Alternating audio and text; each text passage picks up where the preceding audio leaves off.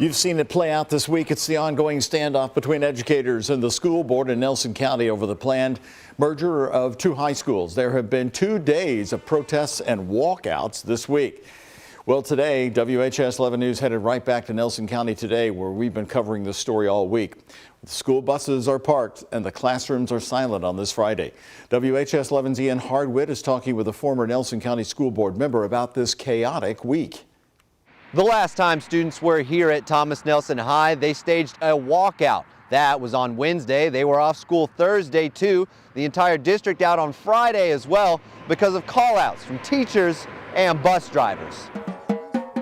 Protests over the high school merger started with a student walkout. Educators joined them the next day in the center of Bardstown. Campuses are quiet, and so was the Nelson County Board of Education. On Wednesday, I left you my phone number for Amanda D. We tried to contact all 3 board members who voted yes to move forward with the merger plan that sparked the student, driver, and educator protests. I know how tough it is to drive a bus. I know how tough it is to be a board member. Bill Osborne, a former board member and bus driver, supports the merger plan. Facilities are not putting kids first. Putting kids first are making sure that they get the education that they deserve. And we need to just back up, let the administration, let the board figure out what's best for this county. He supports a merger because he thinks it will save taxpayer money, eliminate empty seats in schools, and allow more challenging courses to be offered. I would ask this administration and superintendent to please get our teachers back in the classroom.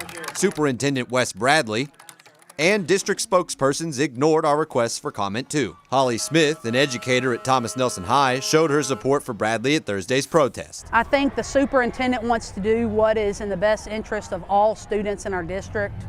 And he had a vision, and that vision got tore down through 3 specific members of our board. Educators say they want to return to school soon, but it all depends on if the board listens. In Nelson County, Ian Hardwitt, WHAS 11, on your side.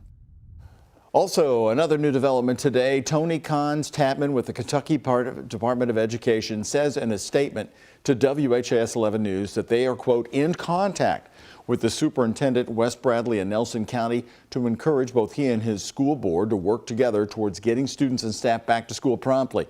They go on to say, we encourage the superintendent, the Nelson County Board of Education, and the community members, including both staff and students, to collaboratively work toward a resolution. Of course, the big question remains, will they go back to school on Monday? That's something our weekend team will be following closely.